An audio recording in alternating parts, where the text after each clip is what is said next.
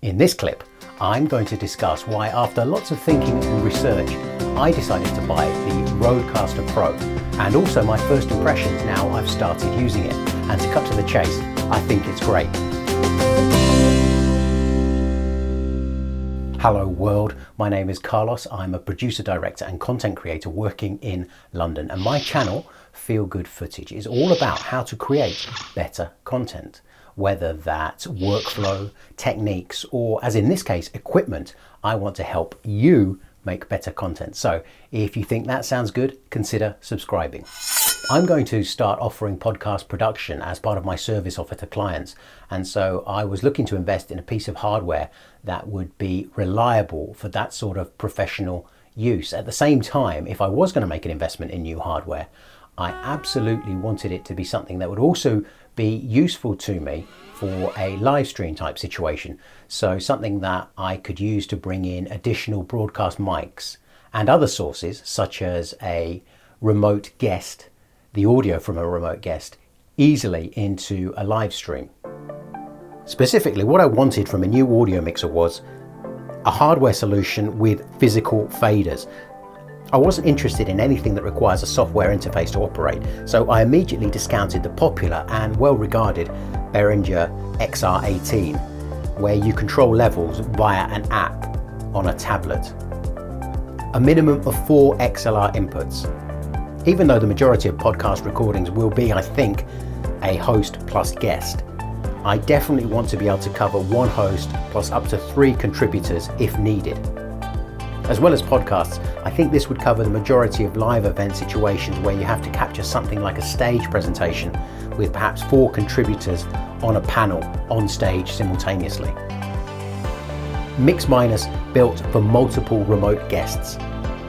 As well as XLR inputs from contributors at your recording location, it's an absolute must, in my opinion, to have an easy way to capture audio from remote guests. Whether they're connecting via a simple phone call or an app like Zoom, the key is the caller or remote guest must receive a Mix Minus return. Now, if you don't know what Mix Minus is, it's in essence sending back to the remote guest all the audio they need to hear, including the host's voice plus anything else such as music, sound effects, etc., but not their own voice. If that happens, then they hear themselves as an echo, and it's very, very distracting for them. Mix Minus is really a concept you need to understand if you ever plan to bring remote guests into production. If you want to learn more, I highly recommend heading over to the Podcast Meister channel, where you'll find a range of clips that explain Mix Minus in depth and show you how to set it up with a selection of audio mixers and interfaces. Returning to my wish list, I needed my hardware to be easy to transport and fairly portable. I don't need a tiny footprint, but it needed to fit onto a standard desk space for location use. And if it could be battery powered as well as mains, great. Internal recording with multi-track functionality, including as an external output option. In the first instance, I wanted this device to be a one-stop shop if necessary. What I mean by this is I wanted it to be self-contained, and again, that's why I wanted to go down a dedicated hardware route. At its simplest, I wanted to be able to connect a couple of mics to the device, mix sources, adjust levels and record a produced master output all within the device. I didn't want to have to rely on a laptop or even a tablet for any part of that, although obviously I want an option to add those if I wish. Now, lots of audio recording devices allow you to mix 2 or more inputs and record the output. However, many of those devices only record the combination of those sources, the master mix or stereo mix as it's called. They don't record the inputs individually as well. And for many people and many situations, that is adequate. However, I didn't want just the stereo mix. I also wanted to record all the inputs separately.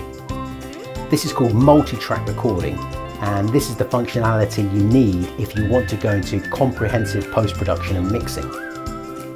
Again, not everyone will want to do that, but I know I will, or at least sometimes will want the option to do that. Many devices will record a stereo mix of their inputs to internal memory, Some will also record multi-track to internal memory. Many will also allow a simultaneous record of a stereo mix to an external device like a laptop. However, few offer a simultaneous multi-track external record. That's what I wanted, a device that would allow me, if I wanted to, record multi-track both internally and externally at the same time. So as you can see, I was quite clear on what I wanted, and I can say the Rodecaster Pro ticks all my boxes. And speaking of boxes, I wanted to spend a moment just looking at how the Rodecaster Pro is packaged, because I think it's your first indication you're buying a top quality product, but also one that's designed from the ground up to be a clean, enjoyable user experience. What I really liked in the box are these oversized instruction cards. There's no dense instruction booklet with confusing diagrams. These cards give you a step-by-step quick start guide that will get you up and recording within minutes. When you feel the Rodecaster Pro, the metal body has a reassuring weight to it. It smacks of quality.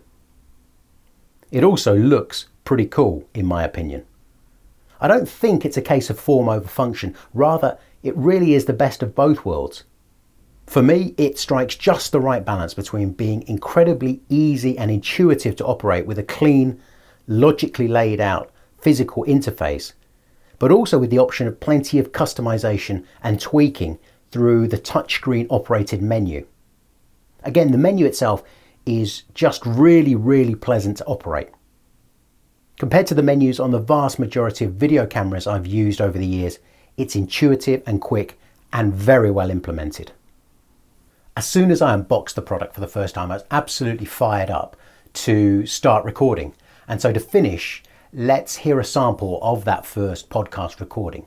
In this, you're going to hear me talking to my guest, Ben, who was a remote guest. I brought Ben in via the third-party CleanFeed app, which is operated via browser on my laptop, and I connected that to the Rodecaster using the dedicated USB channel. I switched the mix minus function on in the Rodecaster menu, and I recorded internally to the micro SD card as a multi-track, but what you're going to hear is actually just the main stereo mix. Now that's the main stereo mix reflecting how the faders and any effects I had put onto the recording were implemented as live, as it were. So for episode 1, our maiden voyage, if you will, I'm absolutely delighted to be joined by broadcaster Ben Haynes. Ben's world is football. The guy lives and breathes the beautiful game. He's the creative director at 90min, an online brand built on putting football fans' opinions front and centre. Ben's a huge Tottenham Hotspur fan and presents for the club's matchday streams. You'll also hear him pop up regularly on BBC Radio 5 Live. Plus, he's a long-time champion of the women's game. And for full disclosure, I am incredibly proud to call Ben a great friend of mine. And so I know for a fact that he is an incredibly busy guy, not least because he seems to record a podcast every day of the week. So Ben, welcome to Backwards Glance. Thanks for having me, mate. God, what a treat of an intro. Crafted. And that's about where the script finishes. Wonderfully crafted. And no second takes at all. Clean as a whistle. Well, we're on a timer for reason to discuss off mic. But anyway, we start by wetting the whistle. So for me, as a first recording, I was really happy with that result. I think it's a really clean recording using, from my end at least, a very affordable condenser mic. I haven't tried the Rodecaster Pro yet with a dynamic mic. I don't actually have one right now, but I think I'm going to source one. In my next clip, I do want to go in deep into the workflow and the setup, in particular paying attention to how to incorporate CleanFeed, which I've been really impressed with. And I think something like CleanFeed in combination with the Rodecaster Pro is just a really powerful setup to bring in remote guests and maintain a very high level of audio quality, which is really important to me. So that's about it for this first impressions clip. If you've enjoyed it, if you've learned something along the way, leave a like, that would be fantastic. What would be even more fantastic would be a comment. And if you want to see more videos like this, consider subscribing. In the meantime, lots of luck generating great content for yourselves, and thanks a lot for watching.